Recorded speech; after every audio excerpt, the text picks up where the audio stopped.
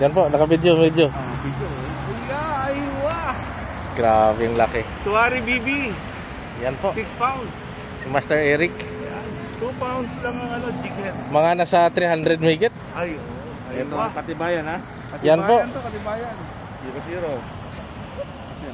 Kinilo ni Master Ronel ng Kaliskis Angler. Yan. Oy, oy! Ay, pupal. Grabe kalaki. Champion na sana. Champion na. Boundary na to. Dari na.